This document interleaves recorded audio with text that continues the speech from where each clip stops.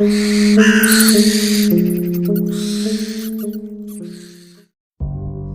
रात पूर्णिमा की रात थी। उस वक्त रात के 12 बज चुके थे। एक सुनसान रास्ते से अनन्या अकेले ही कार ड्राइव करते करते जा रही थी। उसे अपने ऑफिस में बहुत सारा काम था, इसलिए वो उस रात लेट हो चुकी थी।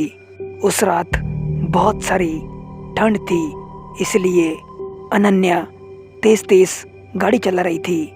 कुछ देर बाद अनन्या अपने घर पहुंच गई।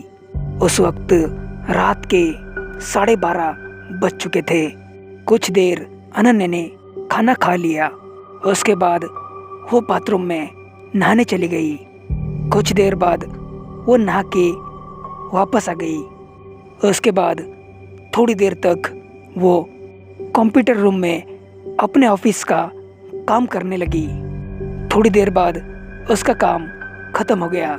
अभी थोड़ी ही देर हो चुकी थी, लेकिन जैसे ही रात के 1:30 बजे वैसे ही अनन्या को अपने किचन रूम से एक ग्लास गिरने की आवाज आ गई।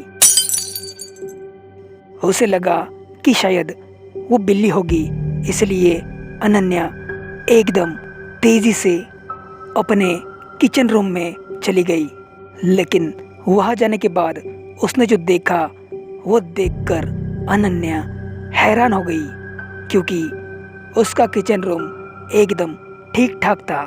कहीं पर भी कोई ग्लास नहीं गिरा था। वो देखकर अनन्या को लगा कि वो उसका वहम होगा, इसलिए अनन्या अपने बेडरूम में सोने चली गई। अभी थोड़ी ही देर हो चुकी थी, लेकिन तभी अचानक बीच रात में 3:30 बजे अनन्या की नींद खुल गई। कुछ देर तक अनन्या अपने बेड पर बैठी हुई थी। अभी थोड़ी ही देर हो चुकी थी, लेकिन तभी अचानक अनन्या को उसके घर की डोरबेल का आवाज सुनाई दिया। वो सुनकर अनन्या को लगा कि उसका कोई दोस्त होगा, इसलिए वो दरवाज़ा खोलने के लिए अपने हॉल में चली गई। कुछ देर बाद उसने दरवाज़ा खोला और देखा तो सामने एक लड़की खड़ी हुई थी, जो क्लाउन का मास्क पहनकर हंस रही थी। उसे देखकर अनन्या बहुत ही ज़्यादा डर गई और उसके बाद